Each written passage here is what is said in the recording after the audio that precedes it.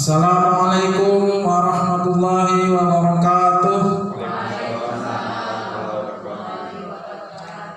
Alhamdulillahirabbil alamin wassalatu wassalamu ala sayyidina Muhammadin wa ala alihi wa sahbihi ajma'in.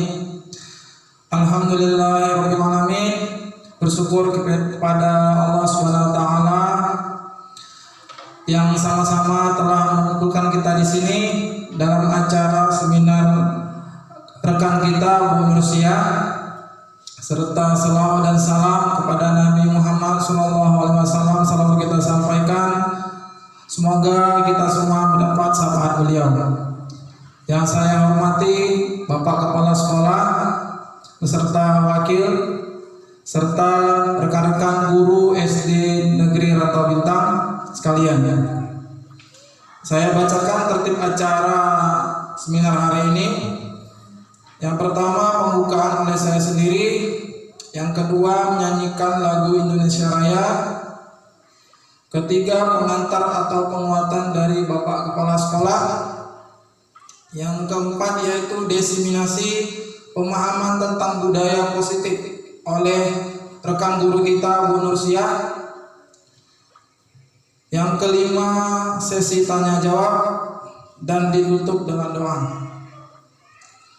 Baik, yang kedua, nyanyikan lagu Indonesia Raya. Kepada Bapak Ibu sekalian, dimohon untuk berdiri.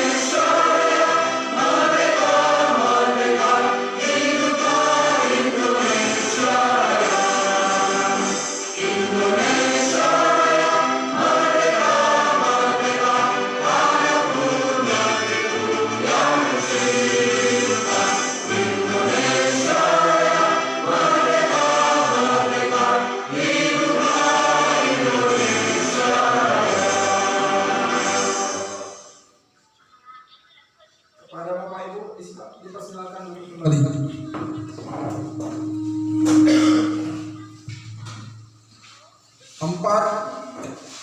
Tiga, pengantar atau penguatan dari Bapak Kepala Sekolah. Kepada Bapak kami persilakan.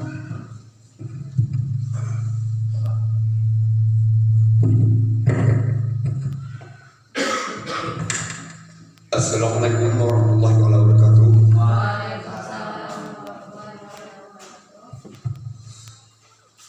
Syukur alhamdulillah, sama-sama kita panjatkan puji syukur kehadirat Allah Subhanahu wa taala yang mana dengan limpah rahmat beliau kita pada hari ini telah dapat berkumpul sejenak untuk kita melihat, memantau dan juga membantu kawan kita Nursiah yang mau diseminarkan.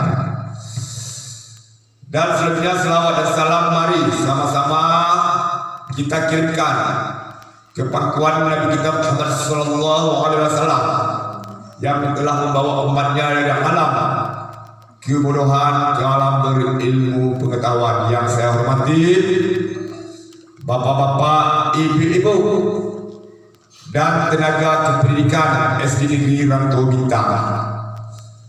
Pada hari ini saya hanya memberi sedikit yang kira-kira bisa membantu kita dengan adanya rekan kita ini yang seminar mengenai calon guru penggerak.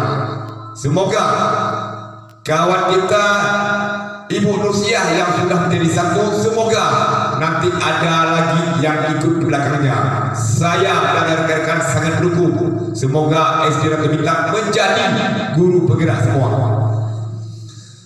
Selanjutnya, hari ini mungkin Ibu Nursiah mengangkat satu tema, adalah temanya belajar positif. Belajar bagaimana belajar positif itu nanti sama-sama kita melihat. Yang jelas kalau belajar positif itu adalah kegiatan yang dilakukan oleh anak-anak adalah memang keinginan anak-anak, bukan keinginan guru. Namanya aktif. Aktif itu yang kepada anak, jadi keinginan anak-anak. Cuma guru mendukung. Jadi nanti apabila Ibu Nursiah menjelaskan pelan-pelan, ayo kita bantu, kita ikut. Kemudian jangan di kelas ini saja, di kelas lain juga kita ikut. Yang sekarang yang sudah jelas kita lihat adalah kita ambil salaman, budaya salaman sudah kita ambil. Nanti mungkin ada lagi, kita lihat dari murid apa keinginan murid, kita bantu dan kita galakkan terus. Semoga SD Rantau Bintang ini budaya untuk meningkatkan pendidikan. Jadi hari ini Ibu Nursiah biarpun belum 100% jadi guru penggerak, tapi kita memohon Ibu Nursiah ini jangan guru penggerak aja, tapi menjadi tutorial guru penggerak, biar nampak SD Rantau Bintang ini bisa.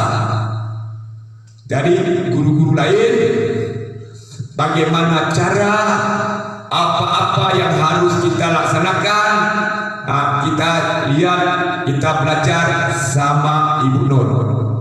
Semoga SD Rantau Bintang ini biarpun SD yang kecil tapi kualitasnya besar. Jadi kecil SD kualitasnya besar. Jadi saya sebagai kepala sekolah sangat mendukung. Semoga Ibu Nursiah sukses dalam calon guru penggerak. Jadi Ibu Nur, tingkatkan, kuatkan, pasti bisa. Rantau Bintang pasti bisa. Tak usah takut, saya mendukung. Ayo kawan-kawan, kita dukung semua. Semoga Ibu Nursiah berhasil. Sekali lagi saya memohon, pasti bisa. Jadi itu aja yang saya sampaikan. Semoga beliau terus melangkah, jangan mundur. Di mana ada tantangan, lewatkan tantangan itu, pasti bisa. Karena manusia ini tidak ada yang tidak bisa, semua bisa. Dan saya akhiri dengan Assalamualaikum warahmatullahi wabarakatuh.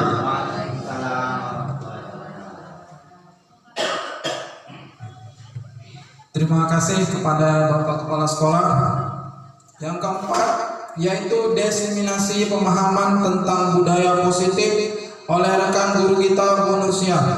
Kepada Bu Nursiah kami persilakan.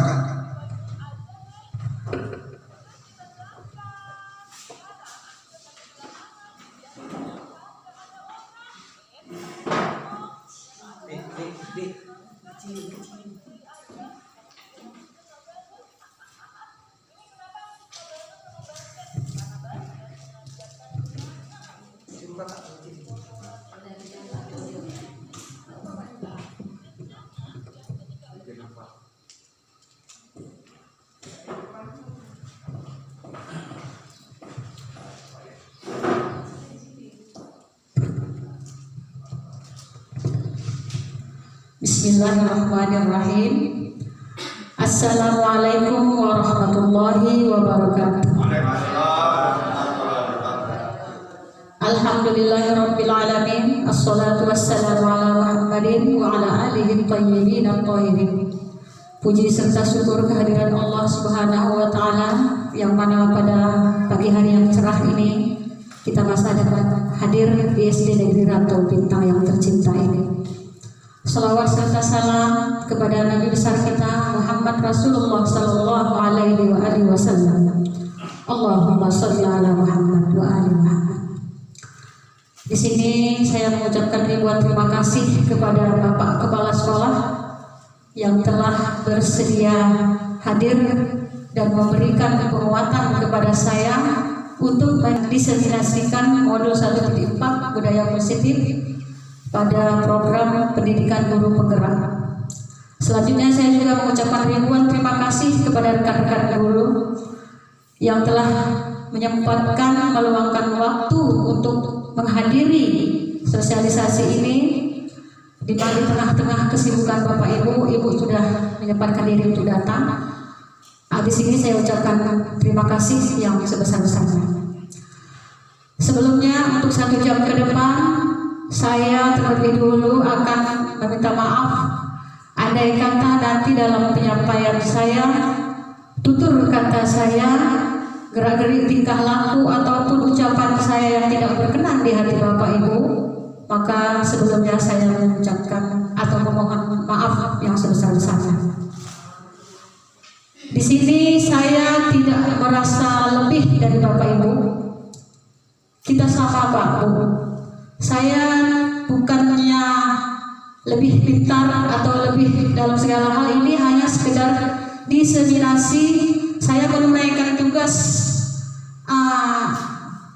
aksi nyata dalam program guru penggerak.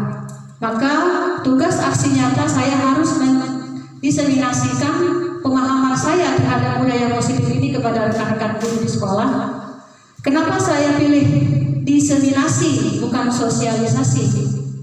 Kalau kita lihat secara artinya, sosialisasi dengan diseminasi itu sama, menyebarkan pemahaman. Kenapa? Kalau sosialisasi itu sifatnya umum, kita sekedar menyebarkan supaya orang lain tahu. Tapi kalau diseminasi, kita sebarkan pemahaman, kita hembaskan pemahaman kita dengan satu tujuan. Tujuannya apa? Tujuannya itu bentuk misi, agar apa yang kita pahami itu bisa diterapkan juga oleh rekan-rekan yang kita sebarkan tadi. Makanya dipilih kata di sini diseminasi. Adapun topiknya hari ini yaitu tentang budaya positif. Kalau kita bicara budaya positif, budaya menurut Bapak Ibu apa itu budaya? Tentu saja budaya itu adalah kebiasaan kita sehari-hari, ya kan? Nah, kalau positif, kalau kita kaitkan dengan perilaku, kalau positif berarti perilaku yang baik. Kalau negatif berarti perilaku yang tidak baik atau buruk. Nah, itu secara umum kita artikan secara maksud bahasa pasaran gitu ya. Nah, sekarang kita akan bicara tentang budaya positif di sekolah. Nilai-nilai, keyakinan-keyakinan dan kebiasaan-kebiasaan di sekolah yang berpihak pada murid agar murid dapat berkembang menjadi pribadi yang kritis, penuh hormat dan bertanggung jawab.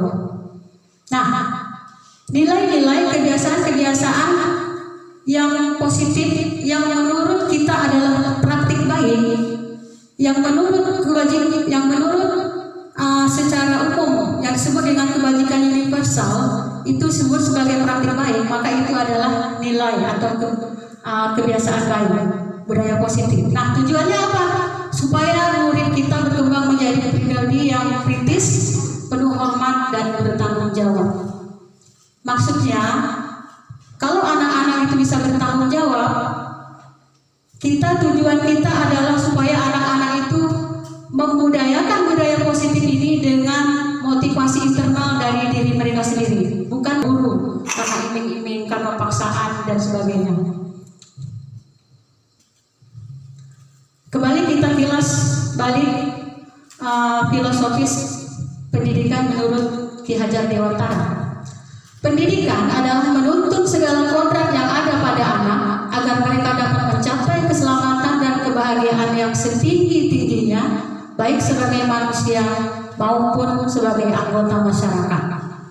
Ini filosofis pendidikan menurut Bapak Pendidikan kita Ki Hajar Dewantara. Di sini ada kata menuntun.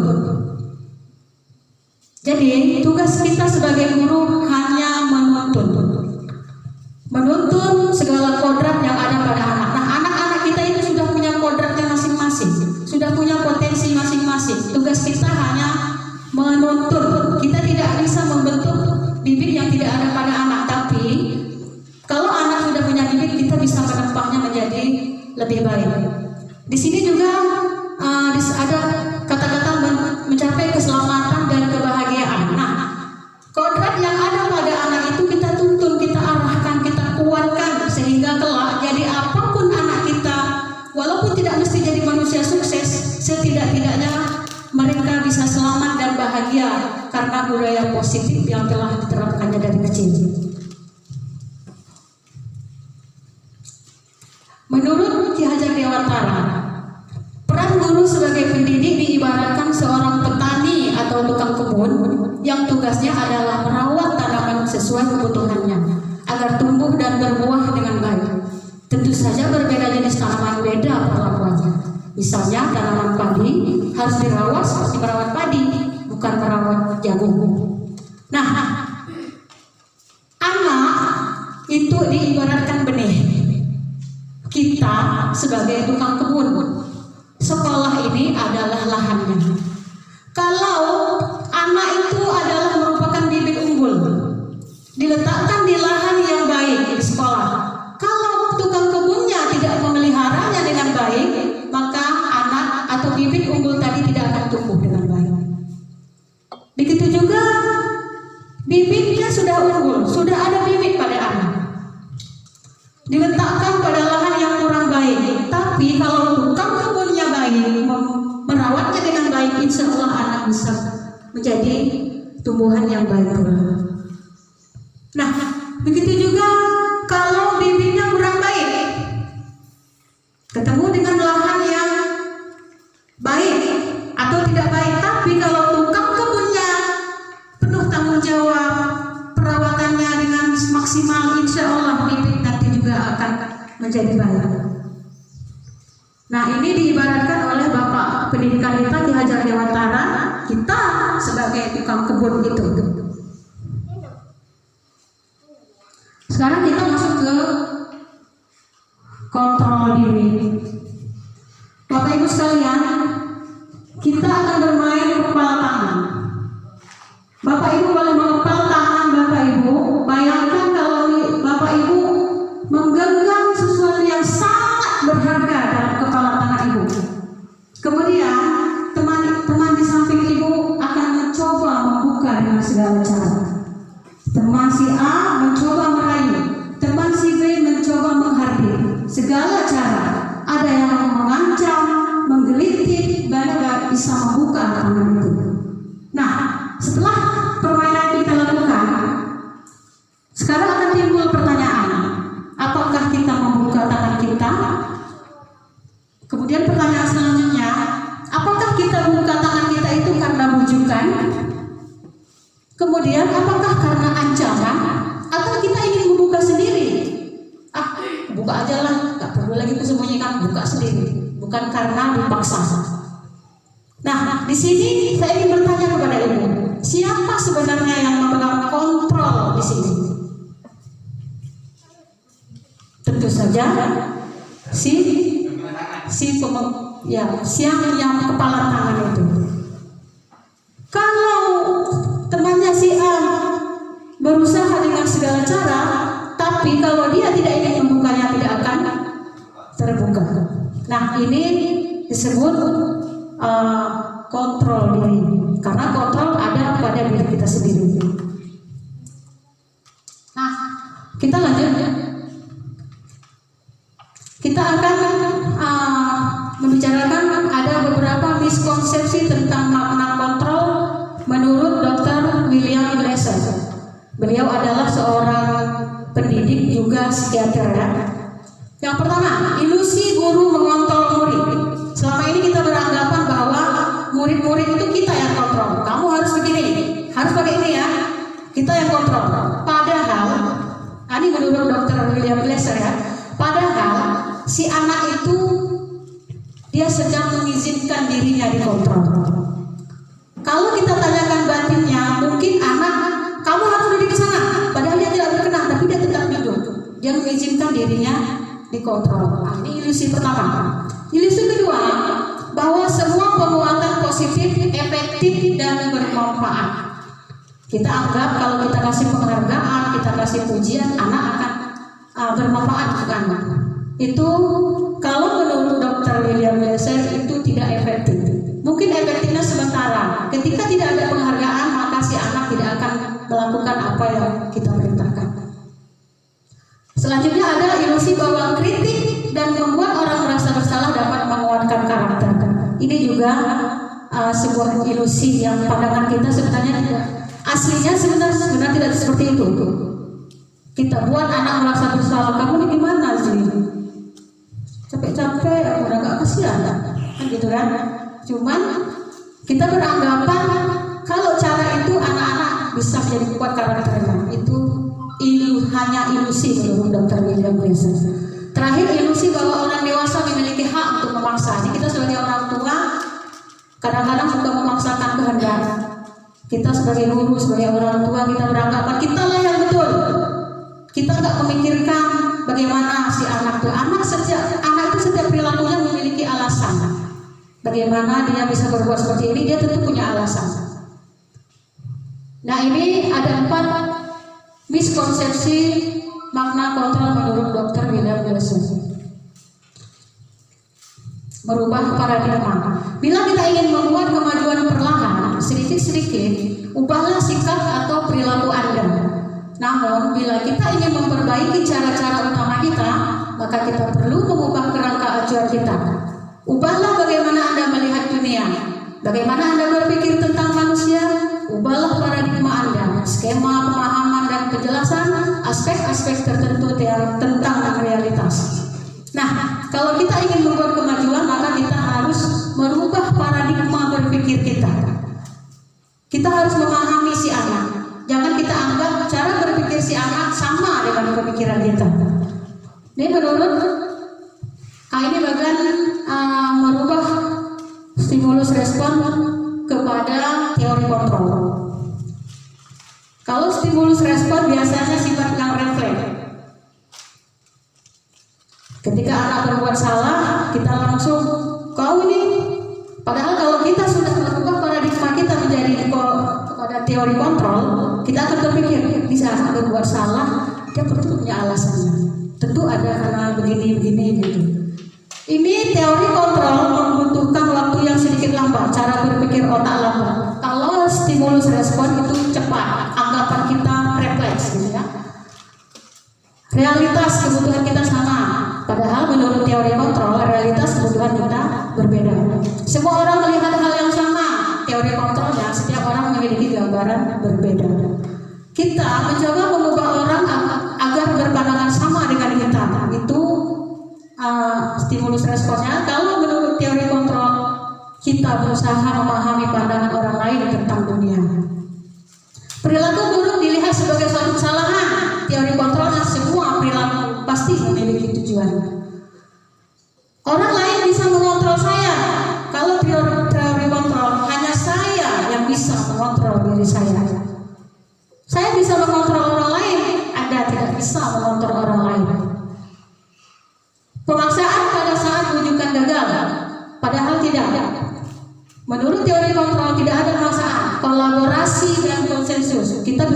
sepakat dulu supaya misalnya gini, pemaksaan ada pada bujukan gagal. Ketika anak tidak mau dibujuk maka harus dipaksa. Padahal menurut teori kontrol seharusnya diadakan menurut kolaborasi kesepakatan, gitu ya, di pendekatan pada anak. Model berpikir menang kalah. Kalau nggak menang aku, awas kok. Misalnya gini, pasti aku yang benar, pasti aku yang menang, kau harus kalah.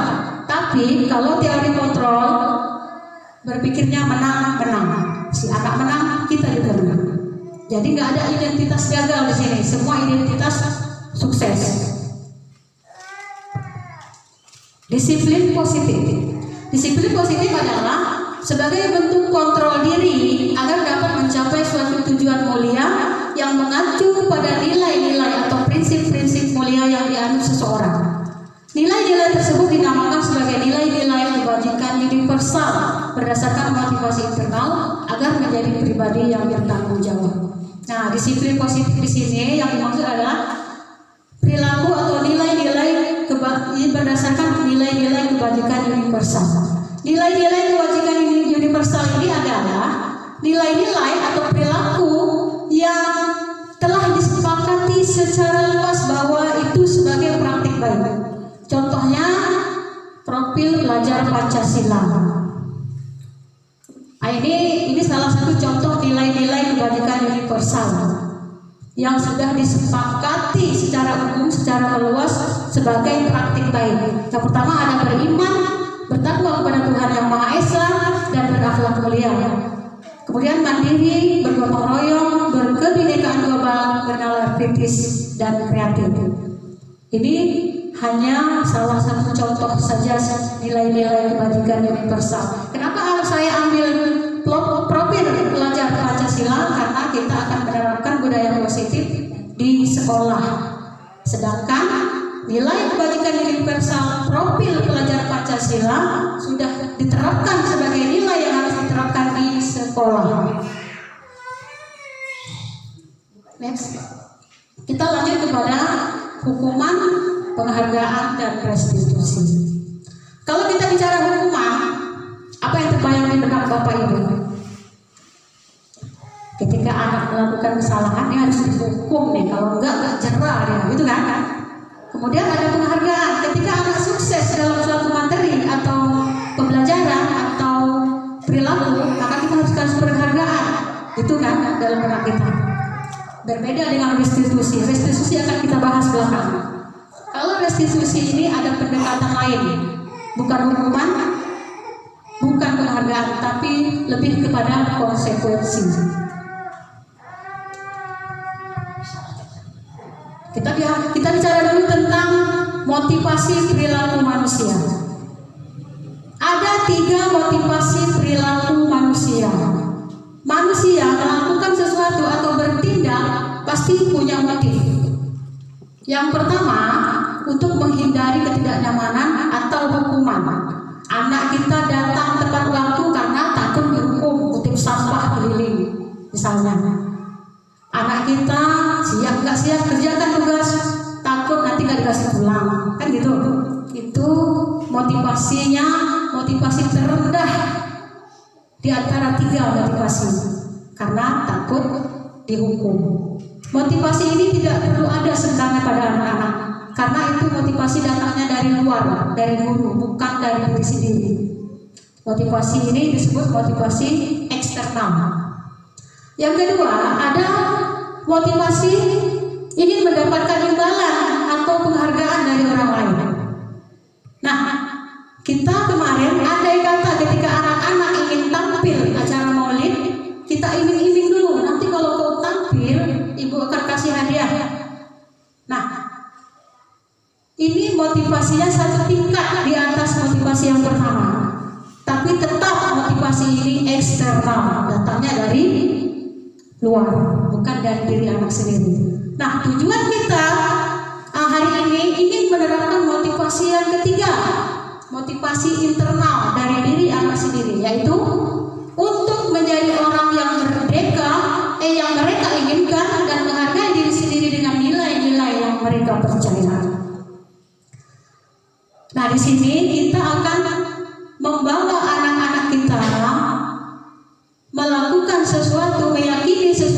menerapkan keyakinannya itu, sehingga mereka bisa menjalankannya dengan tulus hati dan penuh tanggung jawab, bukan karena motivasi-motivasi lain eksternal, ancaman, hukuman, gertakan, dan penghargaan juga semacamnya. Kita akan membaca sebuah kasus dihukum oleh penghargaan. Ibu Anas, guru kelas 2 SD, mendapatkan masalah. Murid-muridnya tidak bisa tertib berdiri antri di depan pintu kelas dan selalu berebutan masuk ke dalam kelas setelah jam istirahat besar. Ini tentunya sangat mengganggu proses pembelajaran di mana kelas tidak dapat mulai tepat waktu karena Ibu Anas sibuk menenangkan murid-muridnya untuk waktu cukup lama. Akhirnya Bu Anas berpikir cepat dan mengandalkan stiker bintang. Setiap murid-muridnya akan masuk kelas usai jam pelajaran istirahat. Usai jam istirahat, Bu Anas akan mengiming-imingi murid-muridnya dengan stiker bintang. Siapa yang dapat berdiri lurus dan berbaris rapi, antri di pintu, dapat bintang dari Bu Anas. Nah, sebagian besar murid-muridnya menyambut tatanan tersebut dan langsung saja berdiri rapi di depan pintu agar mendapatkan stiker bintang. Hal ini terus dilakukan oleh Bu Anas selama beberapa minggu karena cukup berhasil membuat murid-muridnya menjadi rapi antri di depan pintu. Sampai pada suatu saat Bu Anas sakit dan terpaksa digantikan oleh Pak Heru. Pak Heru tidak mengetahui tentang stiker bintang dan benar saja pada saat masuk ke kelas usai jam pelajaran jam istirahat, murid-murid kelas 2 kembali berebutan masuk kelas.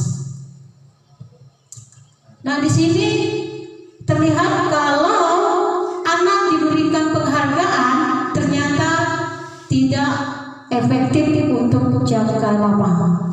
Ketika ada bintang saja, ketika ada stiker bintang saja, anak-anak bisa berbaris rapi. Ketika tidak ada stiker bintang, mereka tetap berjejer, tidak rapi. Itu disebut dihukum dengan penghargaan.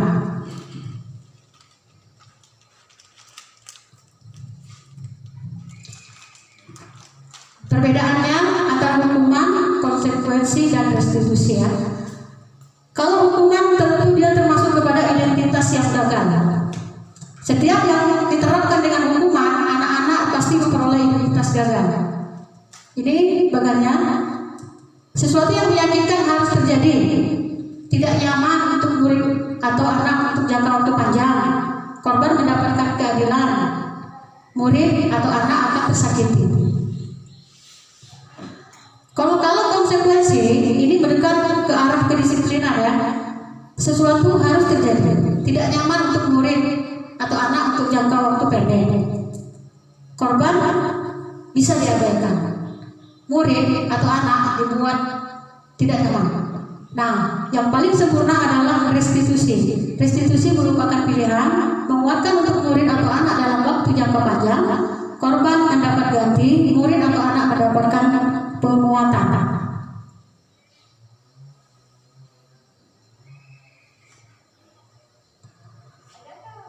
Kalau hukuman, perilaku pasif agresif meningkat. Konsekuensi, penguatan hanya bertahan dalam jangka waktu pendek. Restitusi, masalah terpecahkan. Hukuman, sistem tidak akan berjalan bila murid tidak takut. Kalau konsekuensi, memerlukan monitoring dan supervisi terus-menerus dari guru. Sedangkan restitusi, murid belajar bertanggung jawab untuk perilakunya. Hukuman berlaku hanya pada sebuah institusi, tidak berlanjut pada kehidupan nyata. Sedangkan konsekuensi membantu penerapan mengikuti peraturan dalam masyarakat. Restitusi fokus pada pemecahan masalah dalam jangka waktu panjang. Hukuman peraturannya adalah kamu harus begini. Kalau konsekuensi, kamu tahu apa konsekuensinya? Kita bisa tanyakan, kesepakatannya apa? Kalau restitusi, apa yang kamu yakini? Apa yang kamu inginkan? Apa yang harus kamu perbaiki untuk perbaikannya? Kalau hukuman, murid akan membenci peraturan. Kalau konsekuensi, murid akan menghormati peraturan. Sedangkan restitusi, murid akan menghormati dirinya dan orang lain. Hukuman dampak pada murid akan marah, dendam, rendah diri, dan mengasihkan diri. Itu kalau kita kenakan hukuman. Kalau konsekuensi, kehilangan hak, waktu jeda seorang diri. atau penahanan. Restitusi, murid atau anak tidak kehilangan waktu namun bersemangat untuk memperbaiki diri. Hukum datangnya tiba-tiba, tidak diharapkan atau sangat melukai. Kalau konsekuensi sudah diketahui dan masuk akal, karena konsekuensi biasanya disepakati. Kalau hukuman datangnya dari guru. Restitusi dibuat oleh murid dan anak atau anak. Hukuman menyakitkan. Guru menjalani konsekuensi dengan menyalahkan, mengkritik, menyindir, merendahkan. Konsekuensi membantu guru menyatakan peraturan, melakukan peringatan dan menerapkan konsekuensi. Sedangkan restitusi menguatkan guru menyebutkan keyakinan kelas, membimbing kerangka acuan berpikir restitusi murid atau anak. Nah, secara garis besarnya kita akan bedakan antara hukuman dan penghargaan. Hukuman bersifat tidak terencana. Anak tidak tahu apa yang akan terjadi. Bersifat satu arah. Hanya murid yang jadi sasaran, sedangkan guru yang melaksanakan hukuman tersebut. Hukuman yang diberikan bisa berupa fisik maupun psikis. Anak disakiti oleh suatu perbuatan atau kata-kata. Nah, ini hukuman. Kalau penghargaan, nah, baik penghargaan maupun hukuman ternyata cara-cara mengontrol perilaku seseorang yang menghancurkan adalah cara seseorang yang menghancurkan potensi untuk pembelajaran yang sesungguhnya. Menurut Kohn, secara ideal tindakan belajar itu sendiri adalah penghargaan sesungguhnya. Ternyata penghargaan dan hukuman itu cuma beda sebutan saja, statusnya sama. Tidak.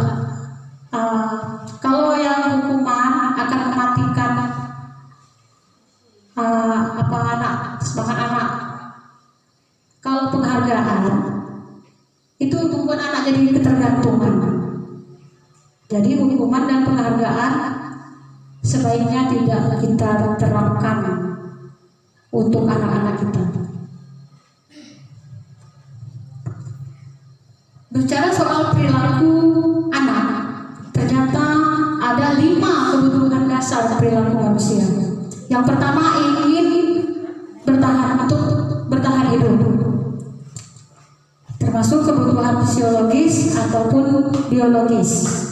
Yang kedua, kebutuhan akan kasih sayang. Ini karena bisa berhubungan dengan pasangan ya, anak atau suami atau istri gitu ya. Selanjutnya ada penguasaan.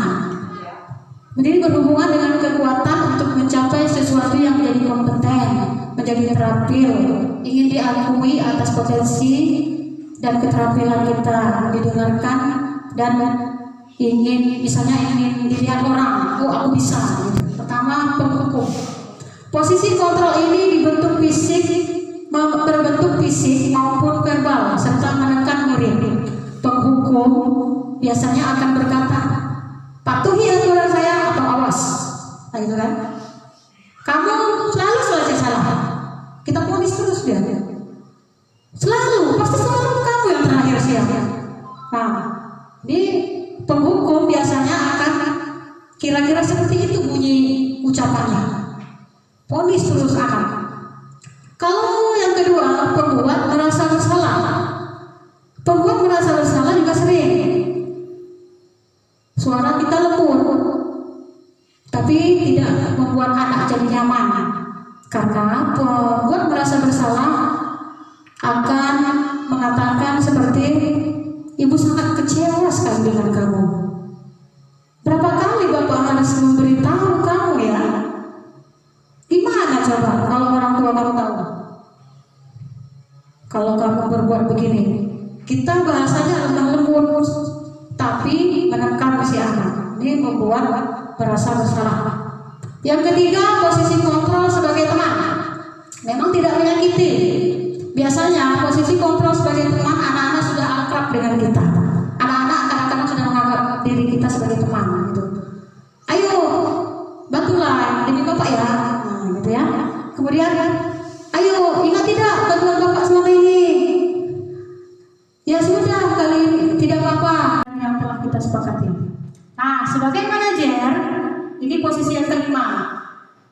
Mungkin juga kita pernah melaksanakan menempatkan diri kita sebagai manajer, tapi kita tidak menyadarinya. Guru berbuat sesuatu bersama dengan murid, mempersilahkan murid dipertanggungjawabkan perilakunya. Seorang manajer akan berkata, apa yang telah kita yakini, yang telah kita sepakati. Maksudnya di sini ada sebuah konsekuensi yang telah disepakati bersama antara guru dan murid. Apakah kamu meyakininya? Jika kamu meyakininya, apakah kamu bersedia memperbaikinya?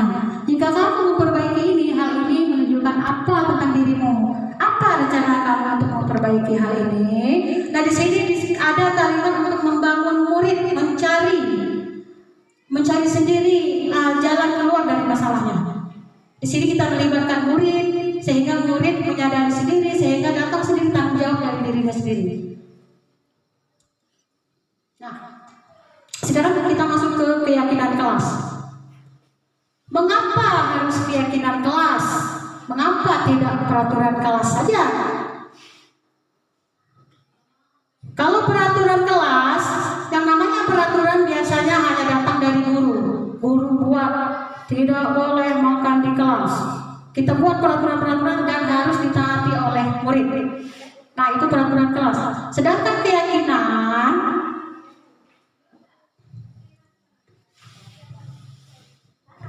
yaitu nilai-nilai kebaikan universal yang disepakati secara tersirat dan tersurat, lepas dari latar belakang suku, negara, bahasa maupun agama.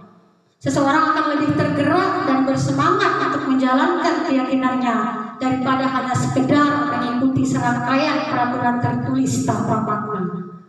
Jadi yang namanya keyakinan, si anak terlebih dahulu ditanyakan, apa keyakinanmu? Apa yang kamu inginkan? Nah, dari keyakinan yang tadi kita kembalikan lagi ketika dia melanggar sesuatu. Ini kan keyakinan kamu, ini kan peraturan yang sudah kamu buat, sudah kita sepakati. Maka keyakinan ini akan mereka laksanakan dengan tulus hati mereka karena dari mereka sendiri.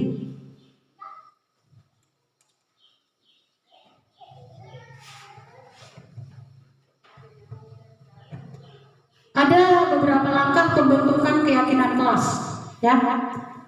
Pertama, keyakinan kelas bersifat lebih abstrak daripada peraturan yang lebih rinci dan konkret.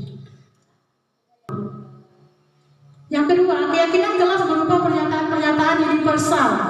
Pernyataan-pernyataannya harus mudah dipahami secara umum oleh anak-anak dan mereka bisa mengerti sehingga bisa menjalankannya dengan penuh tanggung jawab. Selanjutnya, pernyataan keyakinan kelas senantiasa dibuat dalam bentuk positif. Itu tadi misalnya anak tidak boleh lari-lari di teras nanti nabrak muka gitu kan. Dibuat dengan kalimat positif. Berjalanlah di koridor misalnya, atau pokoknya jangan ada kalimat negatifnya. Tidak boleh berlari, itu diganti dengan berjalanlah di koridor atau di perkarangan begitu. Atau mengerjakan tugas dengan jujur. Itu kalau anak-anak buatnya kan tidak boleh mencontek. Jadi kalimat negatifnya tidak boleh, itu kan negatif. Kita ganti dengan kalimat positif, mengerjakan tugas dengan jujur. Keyakinan kelas hendaknya tidak terlalu banyak sehingga mudah diingat dan dipahami oleh semua warga kelas. Selanjutnya, keyakinan kelas sebaiknya sesuatu yang dapat diterapkan di lingkungan tersebut. Kira-kira tidak berlebihan. Kita lihat potensi anak bisa nggak kira-kira nanti ini menerapkannya. Jangan kita buat yang muluk-muluk, harus begini ya, segitu gitu. Selanjutnya, semua warga kelas hendaknya ikut berkontribusi dalam pembuatan keyakinan kelas lewat kegiatan curah pendapat. Anak kita kumpulkan dulu, kita minta pendapat setiap anak apa yang mau kita lakukan di kelas kita ini. Kemudian bersedia meninjau kembali keyakinan kelas dari waktu ke waktu. Jadi untuk pertama, keyakinan kelas tidak perlu banyak, tapi perlu kita tinjau. Ada yang perlu ditambahkan, nanti kita tambahkan. Atau kalau tidak efektif, kita bisa kurangi. Jadi setiap waktu bisa kita tinjau. Contoh penerapan yang sudah saya lakukan, contoh cara pembuatan kegiatan membuat keyakinan kelas ya.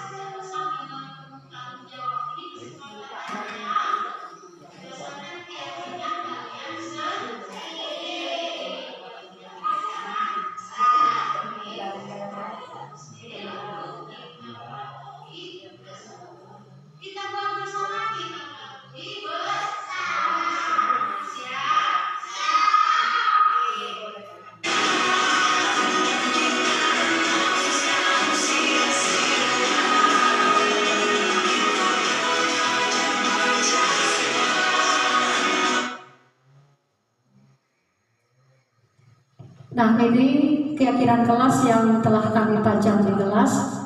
Datang tepat waktu, membuang sampah pada tempatnya.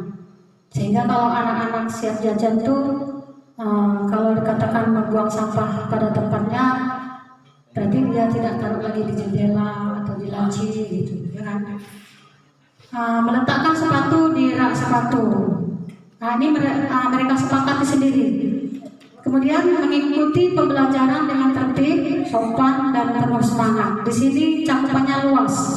Di sini anak termasuk nggak boleh makan saat belajar, tidak boleh mencontek, nggak boleh lari-lari kalau lagi di dalam pembelajaran, sopan, tertib gitu ya.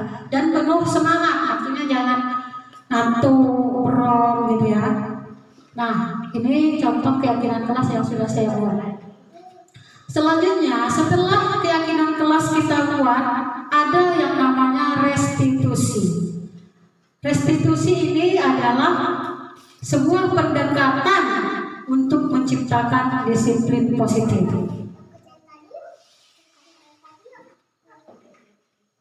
Restitusi ada 3 sisi, segitiga restitusi. Yang pertama, menstabilkan identitas.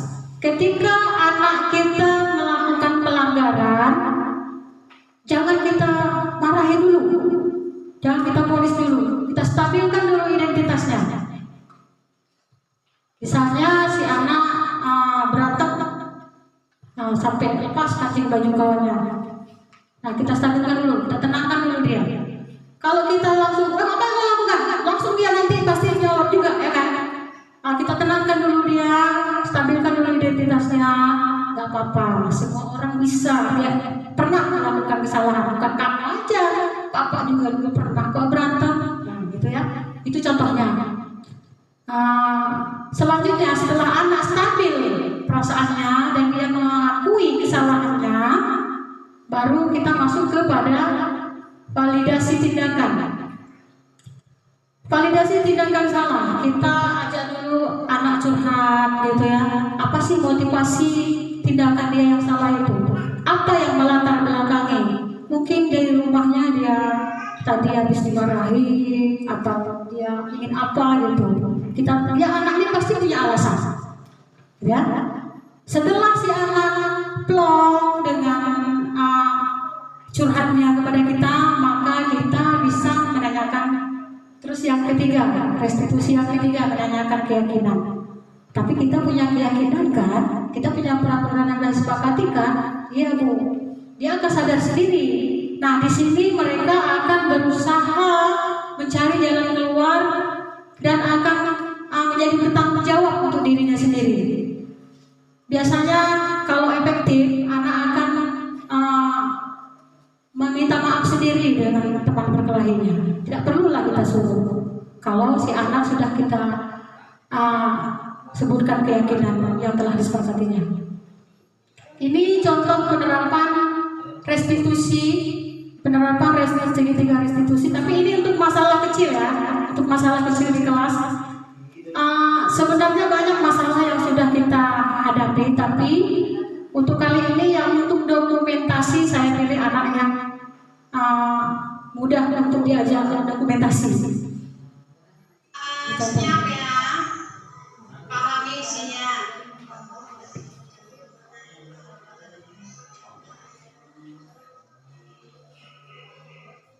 Ada. Oh ya.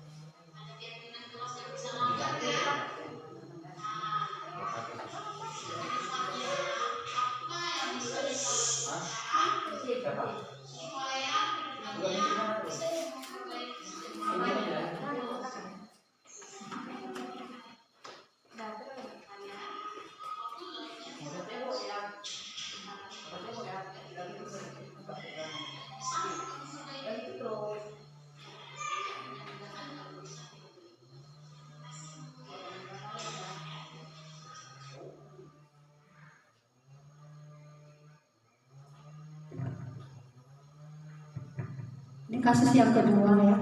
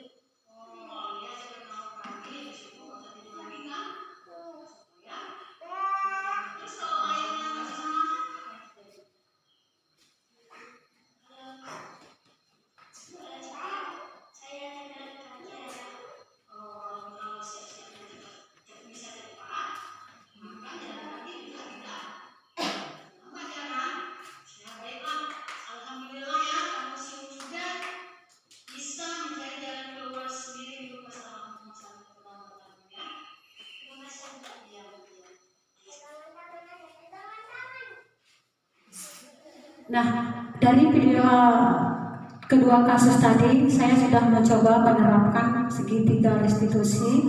Yang pertama, menstabilkan identitas, kemudian validasi tindakan yang salah, dan yang terakhir menanyakan keyakinan. Yang seperti yang saya jelaskan tadi dari video pertama, saya stabilkan dulu identitas anak sehingga anak menyadari kalau dia sudah melakukan kesalahan dan dia mengakuinya, sehingga dia pun langsung minta maaf. Kemudian baru kita validasi tindakan, apa motifnya sehingga mereka melakukan kesalahan. Dan yang terakhir, kita bisa menanyakan keyakinan yang telah disepakati, sehingga dia akan mencari sendiri jalan keluarnya dan memperbaikinya di kemudian hari. Restitusi adalah proses menciptakan kondisi bagi murid untuk memperbaiki kesalahan mereka, sehingga mereka bisa kembali pada kelompok mereka dengan karakter yang lebih kuat. Restitusi juga adalah proses kolaboratif yang mengajarkan murid untuk mencari solusi untuk masalah dan membantu murid berpikir tentang orang seperti apa yang mereka inginkan dan bagaimana mereka harus memperlakukan orang lain. Jadi demikian pemahaman saya tentang budaya positif ini. Lebih dan kurangnya saya mohon diperbanyak maaf. Tujuan saya memaparkan ini adalah sebagai memenuhi tugas aksi nyata yang dibebankan kepada saya sebagai calon guru penggerak angkatan 7, sehingga saya harus mengimbaskan kepada rekan sejawat dan mengajak rekan sejawat membuat keyakinan kelas seperti yang kami pelajari di program pendidikan guru penggerak. Saya bisa menjalankannya, insya Allah saya akan mencoba menjalankannya, tapi saya tidak akan bisa sukses kalau tidak berkolaborasi dengan rekan-rekan semua. Karena saya tidak akan bisa melakukannya sendiri kalau rekan-rekan tidak ada dukungan dari kepala sekolah ataupun rekan-rekan teman-teman guru semua. Di sini di program guru penggerak kami diajarkan untuk tergerak, bergerak, dan menggerakkan. Nah, sampai di sini dulu. Ucapkan terima kasih. Assalamualaikum warahmatullahi wabarakatuh.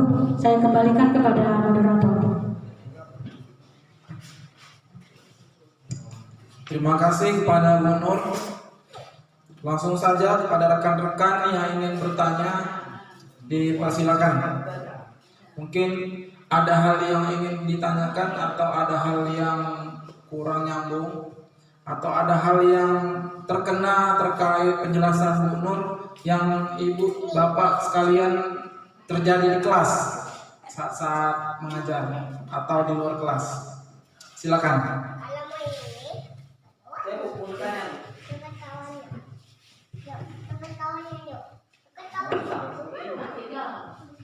Gitu ya.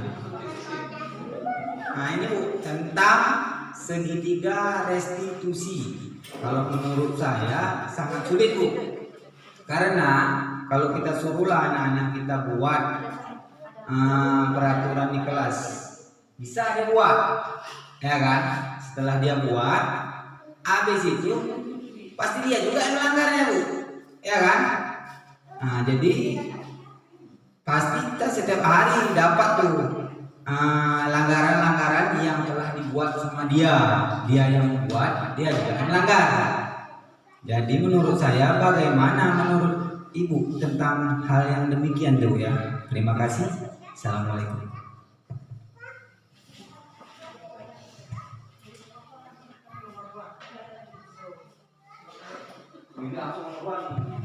Baik, kepada rekan untuk bertanya selanjutnya kita tampung dulu.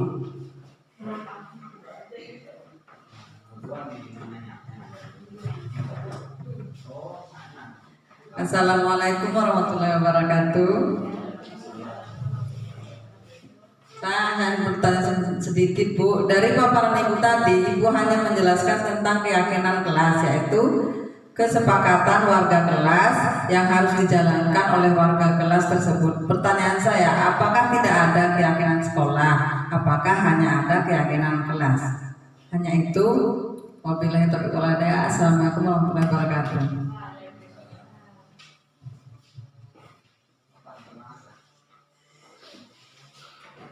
Baik, ada lagi Bapak Ibu yang lain?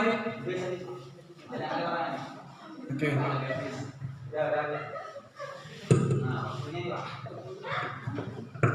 Baik, terima kasih Bapak Ibu yang telah sudi memberikan pertanyaan. Saya akan mencoba menjawabnya. Yang pertama, anak kita ini kalau disuruh buat peraturan bisa-bisa saja membuatnya, ya kan? Apapun bisa dibuat, nggak boleh gini, nggak boleh gitu.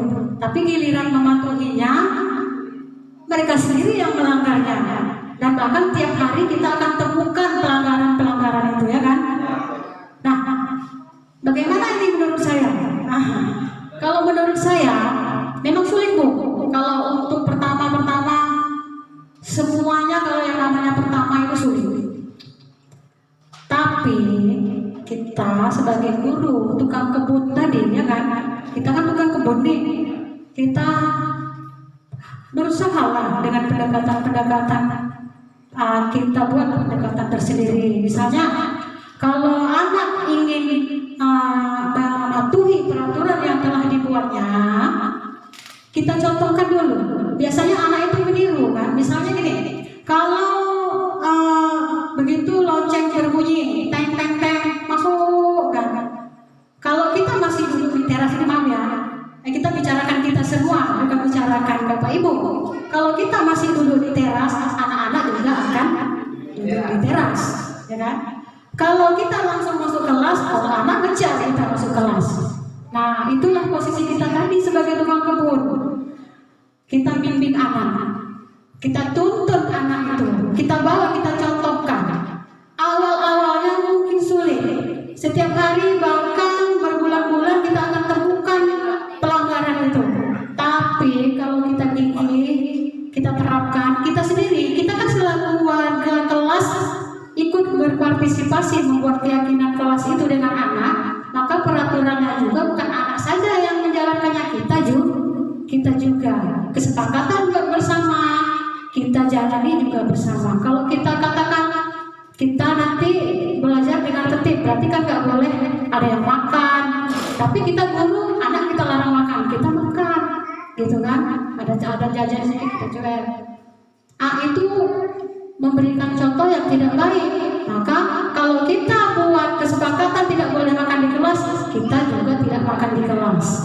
Kalau semuanya sudah mematuhinya, terutama guru yang mencontohkannya, insya Allah saya rasa memang butuh beberapa waktu sih, tapi insya Allah akan berhasil gitu.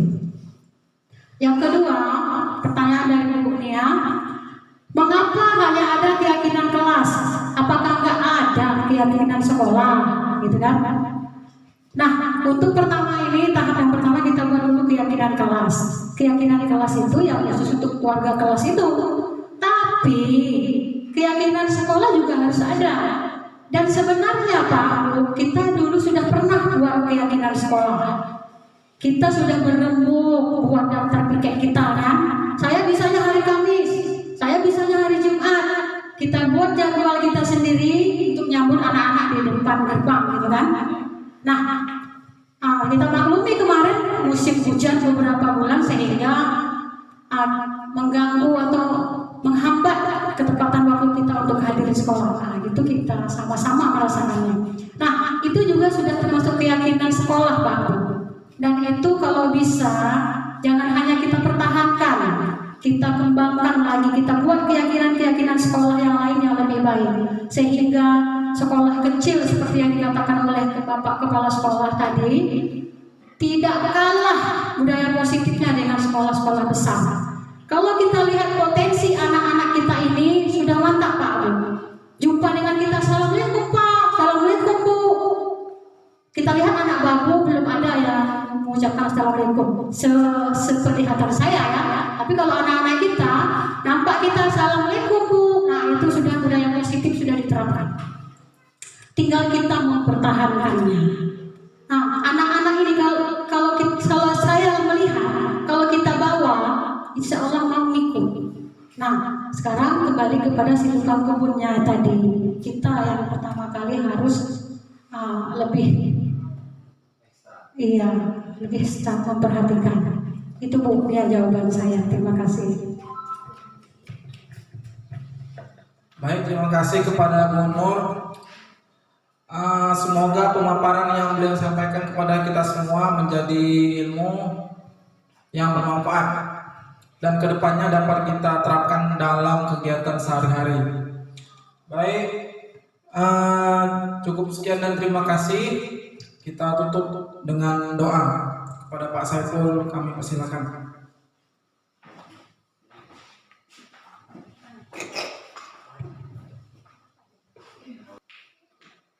Alhamdulillahirabbil alamin wassalatu wassalamu ala asrafil anbiya'i wal mursalin wa ala alihi wa sahbihi ajma'in.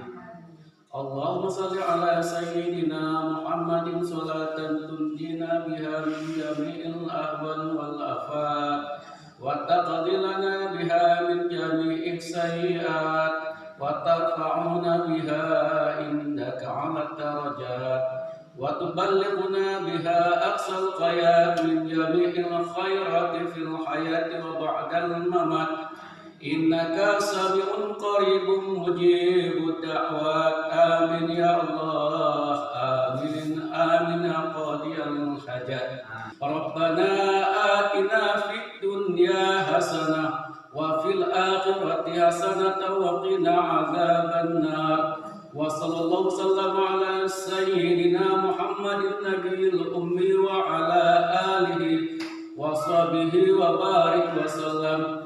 Subhana rabbika rabbil izzati amma yasifun wa salamun alal mursalin walhamdulillahi rabbil alamin. Al-Fatihah ala nabi. A'udzu billahi minasy syaithanir rajim. Bismillahirrahmanirrahim. Alhamdulillahi rabbil alamin. Ar-Rahmanir Rahim. Malik yaumiddin. Iyyaka na'budu wa iyyaka nasta'in.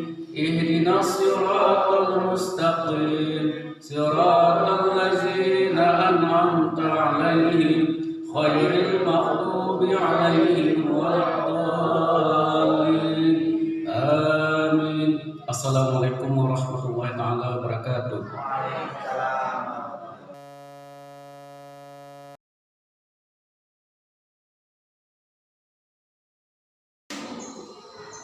Nah, Ibu berikan kertas. Di kertas ini kamu tulis apa-apa yang akan kita jadikan keyakinan kelas kita nanti ya.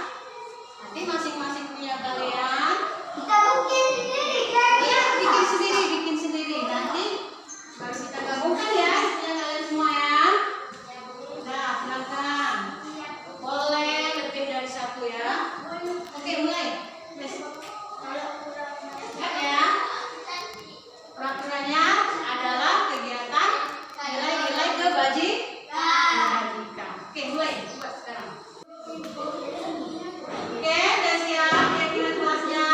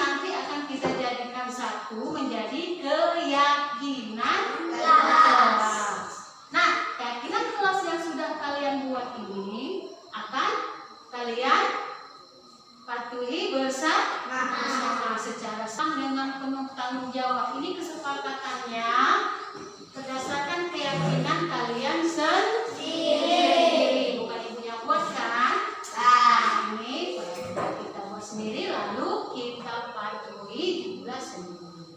Kita buat bersama, kita patuhi bersama. Siap? Siap. Oke. Terima kasih.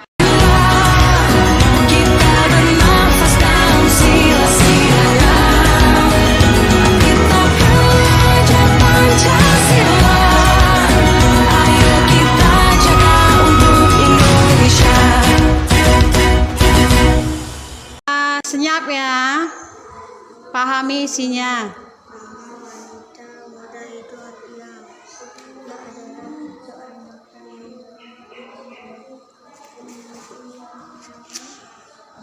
Iya, ketahuan.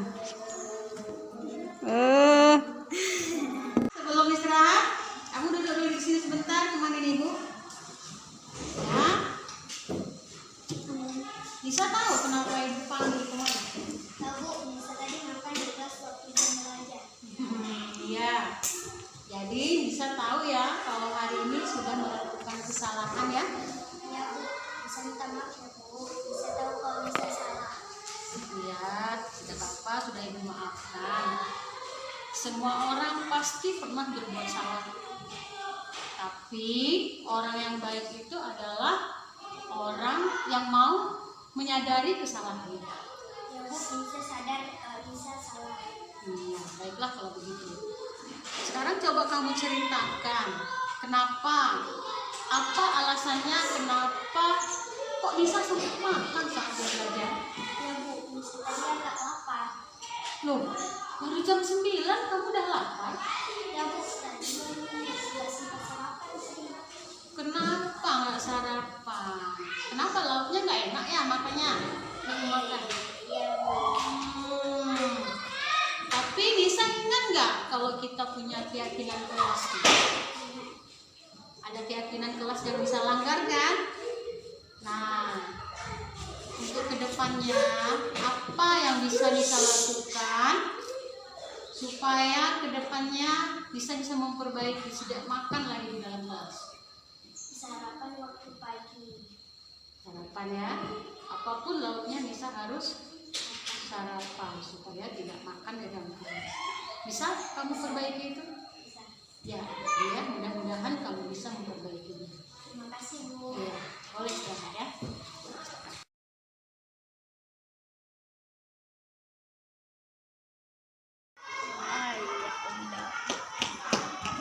Nah, orang udah masuk, kamu baru datang. Waalaikumsalam. Aska tahu kesalahan Aska hari ini apa? Tahu Bu, saya datang terlambat. Iya, kamu sudah mengakuinya ya. Tapi tetap ibu hargai. Walaupun terlambat, kamu sudah mau datang. Padahal kamu bisa aja bolos tadi juga datang sekalian ya kan? Gak apa-apa, sudah ibu maklumi. Karena semua orang itu pernah berbuat kesalahan kok. Iya Bu, saya minta maaf ya Bu. Iya, sudah ibu maafkan. Tapi ibu pengen dengar cerita nih. Kira-kira apa sih alasannya kok hari ini bisa datang terlambat? Saya bangun kesiangan dan ayah saya pergi ke Simpangan 7 dan saya jalan kaki ke sini. Oh, biasanya diantar ayah ke sekolah ya. Tahu-tahu hari ini ayahnya udah pergi aja gitu, nggak sempat ngantar, makanya jalan kaki akhirnya terlambat gitu ya. Iya Bu. Tapi Aska ingat nggak ada keyakinan kelas kita yang Aska langgar hari ini? Gimana? Apa? Datang tepat waktu. Iya, datang tepat waktu kan? Nah, kalau Aska sudah menyadarinya dan sudah tahu tentang keyakinan kelas kita yang itu yang Aska langgar, coba ibumu dengar nih.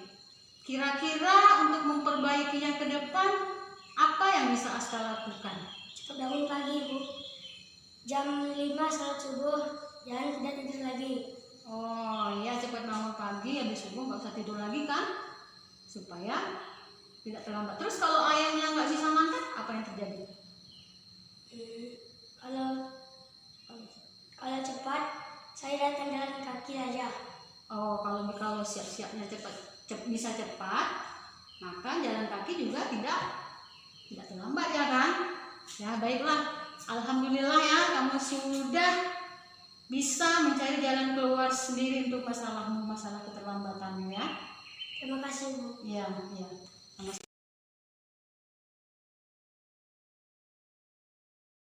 Assalamualaikum warahmatullahi wabarakatuh. Nama saya Rifatun Nisa, saya siswa kelas 4 SD Negeri Rantau Bintang. Saya dan teman-teman saya merasa senang sekali dengan adanya keyakinan kelas dapat melatih disiplin diri dalam belajar.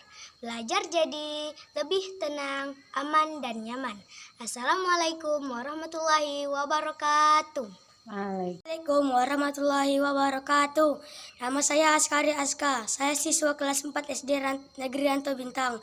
Saya juga merasa senang sekali dengan cara Bu Nur menangani masalah saya waktu saya terlambat. Saya bisa menyadari kesalahan dan bisa memperbaikinya di kemudian hari. Terima kasih. Assalamualaikum warahmatullahi wabarakatuh. Assalamualaikum warahmatullahi wabarakatuh. Perkenalkan, nama saya Sari Daniati, guru kelas 2 SD Negeri Rantau Bintang. Saya dan rekan-rekan guru lainnya sangat berterima kasih kepada Ibu Nursiah yang telah memberikan pemahaman tentang budaya positif. Saya pribadi sangat terinspirasi dengan penerapan budaya positif yang telah beliau sampaikan. Harapan saya, semoga saya dan rekan-rekan guru yang lain, terutama di SD Negeri Rantau Bintang, dapat berkolaborasi dengan baik dalam menciptakan budaya positif. Di antaranya melalui penerapan keyakinan kelas dan segitiga restitusi. Amin ya robbal alamin. Assalamualaikum warahmatullahi wabarakatuh.